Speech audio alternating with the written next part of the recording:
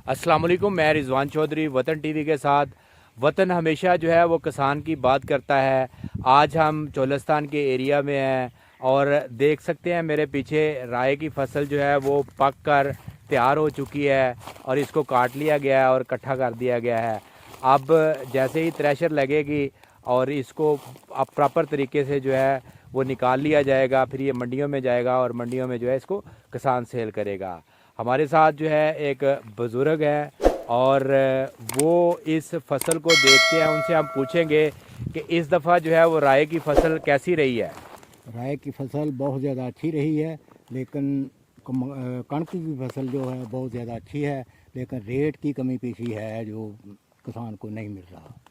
अच्छा, ये देखें, उनका कहना ये है कि रेट का मसला है, फसल बहुत ज़बरदस्त है। किसान को हमेशा यही प्रॉब्लम रहता है कि जब फसल नहीं होती तो रेट ठीक होता है और जब फसल हो जाती है तो फिर रेट ठीक नहीं मिलता।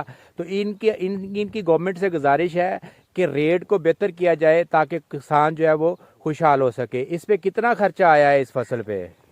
इस फसल पे तकरीबन बहुत ज़्यादा खर्चा है, तकरीबन 50,000 रुपया फी एकड़ हमें पड़ता है। और इसकी आमदन जो है, अगर रेट सही नहीं है तो वो हमें इसमें नुकसान आएगा। अच्छा, वो कह रहे हैं कि अगर इसका जो है रेट सही नहीं होगा तो एक्सपेंस अखराजात बहुत ज़्यादा है, जिसकी वजह से हमें प्रॉब्लम होगा। और किसान पिसदा भी इसी वजह से है कि रेट की कमी की वजह से रेट कम मिलता है। अगर इसको रेट सही मिले तो किसान खुशहाल होगा, तो फिर पाकिस्तान खुशहाल होगा, इसकी मईशत खुशहाल होगी, क्योंकि किसान की वजह से सारा ये सर्कल चलता है।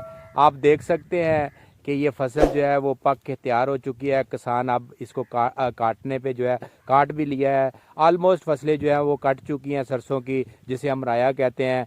गंदम अभी जो है वो पकने को है, वो तैयार होने को है। वो तकरीबन मिडल रमज़ान में या रमज़ान शरीफ के बाद जो है वो भी तैयार हो जाएगी और उसको भी काट लिया जाएगा। रिजवान चौधरी को इजाज़त दें चोलिस्तान से। अल्लाह हाफिज़।